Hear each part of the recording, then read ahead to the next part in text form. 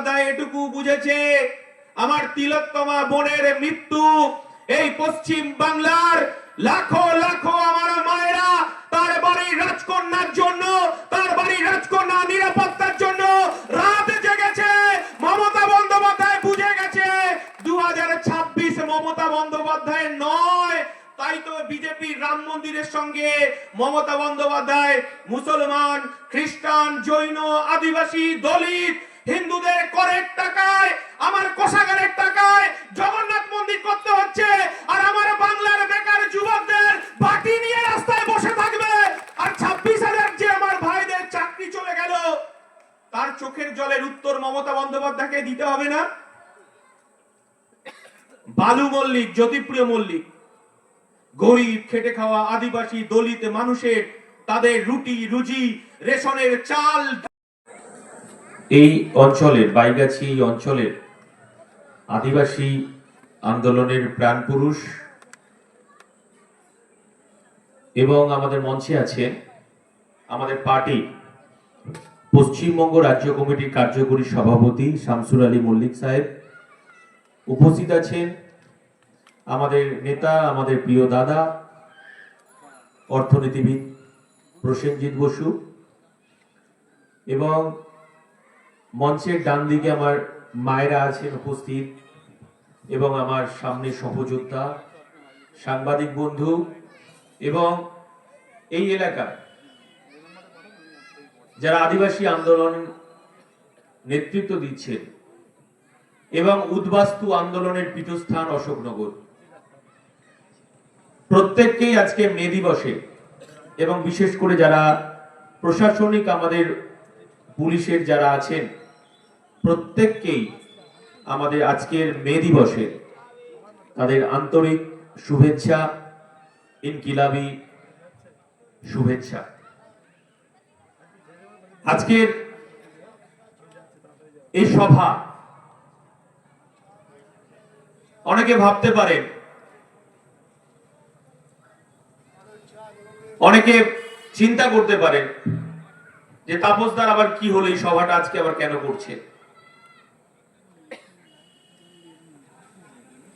কারণ আজকে দিনটা সারা বিশ্বে ঐতিহাসিক মে দিবস হিসেবে পালিত হচ্ছে। শ্রমজীবী মানুষ, খেটে খাওয়া মেহনতি মানুষ তার অধিকার সুরক্ষিত করার জন্য আজ থেকে 200 বছর আগে 8 ঘন্টা কাজের দাবিতে রক্ত ঝরিয়েছিল।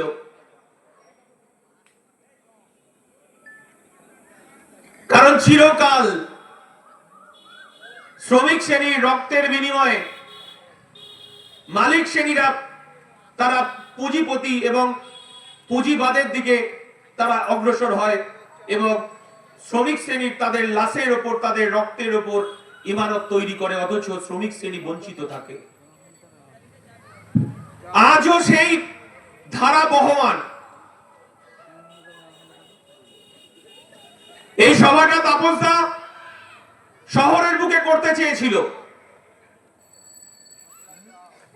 অনেকগুলো মাঠের অপশন পুলিশ প্রশাসনকে দেওয়া হয়েছিল,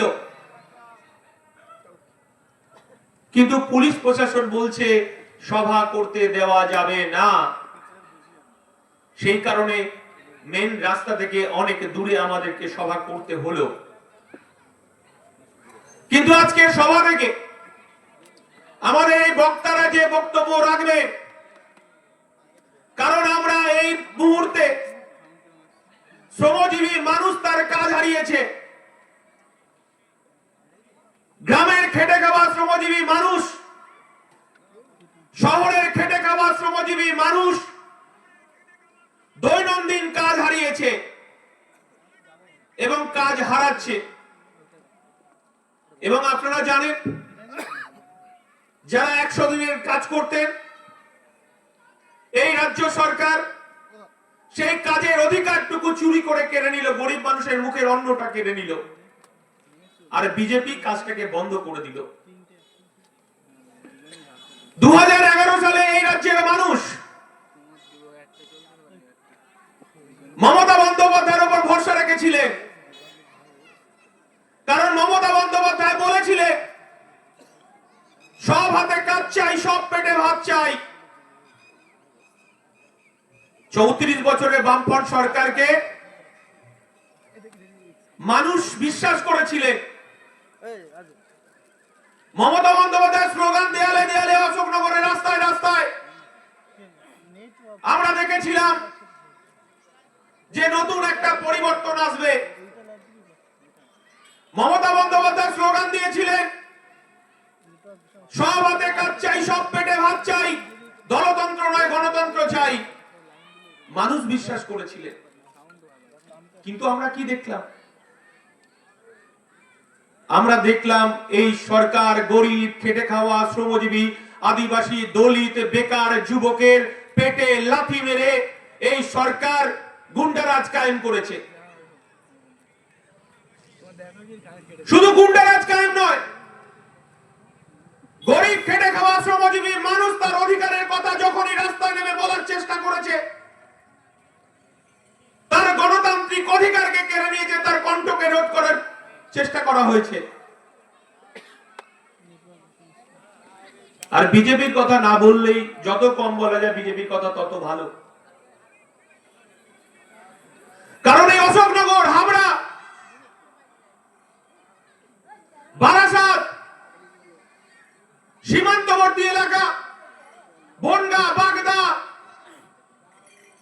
চাঁদপাড়া থেকে শুরু করে ঠাকুরনগর, এই এলাকা জুড়ে মানুষ উদ্বাস্তু আন্দোলনের পীঠস্থান হিসেবে আমরা ছোট থেকে জেনে এসেছি।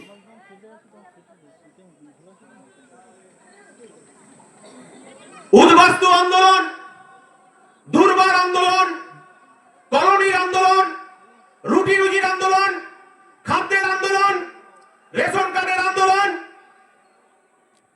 ভোটাধিকারের আন্দোলন আমরা দেখেছি। মানুষ আন্দোলনের মধ্য দিয়েই এলাকার মানুষ এখানে কলোনি গড়ে তুলেছে।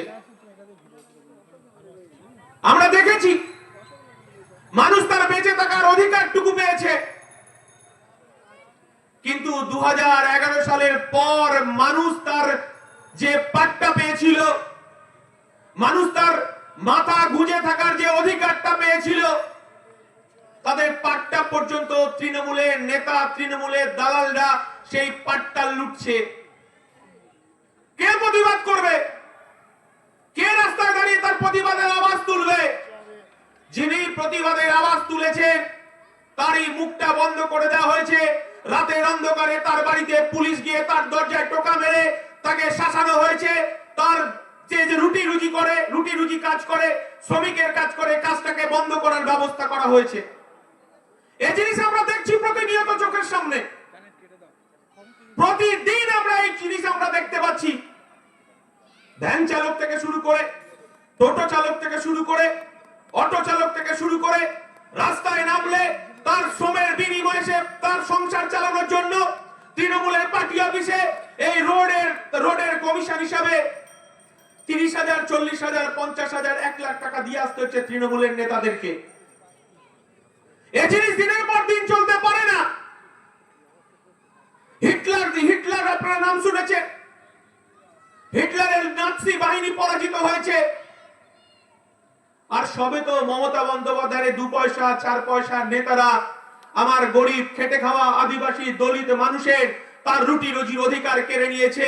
এই কারণেই আজকে তাপস ব্যানার্জি যে সভা আজকে করছে, এই সভার তাৎপর্য এটাই যে গরিব মানুষের পেটে ভাত দাও, গরিব মানুষের অধিকারকে বুঝিয়ে দাও, গরিব মানুষের শ্রমজীবী ঐক্য গড়ে তোলো, মানুষের কথা বলার অধিকার, তার রুটি রুজির অধিকারকে ফেরত দিতে হবে। আজকের এই সভার তাৎপর্য এখানেই। অনেকেই এই মিটিংটাকে বন্ধ করতে চেয়েছিলেন, কিন্তু আইএসএফ মিটিং করবে, মিছিল করবে, যতই আঘাত আসুক, যতই আক্রমণ আসুক, যতই জেলের ভয় দেখানো হোক, যতই জেলে আটকে রাখার ব্যবস্থা করা হোক, ইন্ডিয়ান সেকুলার ফ্রন্ট সে বনে হোক, জঙ্গলে হোক আর খাদানে হোক, গরিব, খেটে খাওয়া, শ্রমজীবী, আদিবাসী মানুষের ঐক্যকে সুদৃঢ় করার জন্য এই রকম সভা আরো 1000 বার হবে। পুলিশ প্রশাসনকে এই কথাটা বলে যেতে চাই। আমরা কেউ ভালো নেই। পুলিশের একটা অংশ দালালি করছে এই সরকারে, তার বলতে হবে তারও পরিবারের তার রাজকন্যা আছে, তার বাড়ির মেয়ে আছে। আমার আদিবাসী পাড়ার আমার বোনেরা আছে। তাপসদা অনেক ছেলে মেয়েদেরকে পড়াশোনার ব্যবস্থা করে দিয়েছে উচ্চ শিক্ষায়। আমার আদিবাসী দলিত মুসলমান ঘরের তার ঘরের রাজকন্যা আছে। রাতের অন্ধকারে রাতের বেলায় টিউশনি করতে যেতে হয়, কিন্তু মমতা বন্দ্যোপাধ্যায় একজন মহিলা মুখ্যমন্ত্রী হিসাবে তিনি আমাদেরকে নিরাপত্তা দিতে পারলেন না। আমার যে তিলোত্তমা বোনটা রাজীগড়ের হসপিটালে তাকে ক্ষত বিক্ষত করা হলো ডিউটিরত অবস্থায়। আমরা দেখলাম তাকে নেকড়ের মতো, হিংস্র নেকড়ের মতো তাকে ছিঁড়ে কামড়ে তাকে খুন করা হলো, তাকে ধর্ষণ করা হলো। আর মমতা বন্দ্যোপাধ্যায় এই খুনিদের বাঁচানোর জন্য সুপ্রিম কোর্টে লাখ লাখ টাকা রাজকোষ থেকে খরচ করার জন্য এবং দোষীদেরকে আড়াল করার জন্য এবং হসপিটালে যেখানে রেপ হয়েছিল সেই জায়গাটা তথ্য লোপাটের জন্য মমতা বন্দ্যোপাধ্যায়ের পুলিশ, মমতা বন্দ্যোপাধ্যায় সেই কাজ করেছে। মমতা বন্দ্যোপাধ্যায় লক্ষ্মীর ভান্ডার দিচ্ছে, 500 টাকা থেকে 1000 টাকা হয়েছে। আগামী দিনে বিধানসভা আবার ইলেকশন আসছে, মমতা বন্দ্যোপাধ্যায় সেটা 2000 টাকা করবে। কিন্তু মমতা বন্দ্যোপাধ্যায় এটুকু বুঝেছে, আমার তিলোত্তমা বোনের মৃত্যু এই পশ্চিম বাংলার লাখো লাখো আমার মায়েরা তার বাড়ির রাজকন্যার জন্য, তার বাড়ির রাজকন্যা নিরাপত্তার জন্য রাত জেগেছে। মমতা বন্দ্যোপাধ্যায় বুঝে গেছে 2026 মমতা বন্দ্যোপাধ্যায় নয়। তাই তো বিজেপি রাম মন্দিরের সঙ্গে মমতা বন্দ্যোপাধ্যায় মুসলমান, খ্রিস্টান, জৈন, আদিবাসী, দলিত, হিন্দুদের করের টাকায়, আমার কোষাগারের টাকায় জগন্নাথ মন্দির করতে হচ্ছে। আর আমার বাংলার বেকার যুবকদের বাটি নিয়ে রাস্তায় বসে থাকবে। আর 26,000 যে আমার ভাইদের চাকরি চলে গেল, তার চোখের জলের উত্তর মমতা বন্দ্যোপাধ্যায়কে দিতে হবে না? বালু মল্লিক, জ্যোতিপ্রিয় মল্লিক, গরিব খেটে খাওয়া আদিবাসী দলিত মানুষের তাদের রুটি রুজি, রেশনের চাল ডাল, তাদের খাদ্যদ্রব্য আটা চুরি করে জেল খাটলো। আর নির্লজ্জের মতো মমতা বন্দ্যোপাধ্যায় জেল থেকে বের করে তাকে মালা পরাচ্ছে। এর থেকে আর অপরাধ কি হতে পারে? হ্যাঁ, আমরা পরাজিত হয়েছি, বিধানসভায় অশোকনগরে পরাজিত হয়েছি। মানুষ আমাদেরকে বিশ্বাস করেনি, মানুষ আমাদেরকে ভোট দেয়নি। পঞ্চায়েত নির্বাচনে আপনাদের গোস্বামী দাদারা বসিরহাটে বাড়ি এখানে এসে ভোট লুট করেছে। নারান্দার কথা বলছি, এই আমি একটু আগে কথা হচ্ছিল যে কিভাবে পঞ্চায়েতের ভোটটা লুট করেছে। লোকসভায় তৃণমূল বলল যে বিজেপিকে রুখতে হবে, আর আমরা বিশ্বাস করলাম বিজেপিকে রোখার জন্য তৃণমূলকে ভোটটা দিলাম সবাই। কিন্তু ওয়াকফ বিলে মমতা বন্দ্যোপাধ্যায় সংখ্যালঘু মুসলমানদের ঠকালেন। তার দলের 3 জন সাংসদ পার্লামেন্টে যে বিল পাস হলো, 3 জন সাংসদ সেই পার্লামেন্টের ওয়াকফ বিলে ভোট দিলেন না। আর মমতা বন্দ্যোপাধ্যায় জগন্নাথ মন্দির তৈরি করে বিজেপির সঙ্গে পাল্লা দিচ্ছে। মোদি বড় না আমি বড়, মোদি তৈরি করেছে রাম মন্দির। ভারতবর্ষের মানুষ দুগলে থাপ্পড় মেরে বুঝিয়ে দিয়েছে এ দেশ ধর্মনিরপেক্ষ দেশ, এ দেশ হিন্দুর দেশ, এ দেশ মুসলমানের দেশ, এ দেশ আদিবাসীর দেশ, এ দেশ আমাদের ধর্মনিরপেক্ষ দেশ। এখানে রোখা যাবে না। দুগালে থাপ্পড় মেরে 240-এ থামিয়ে দিয়েছে।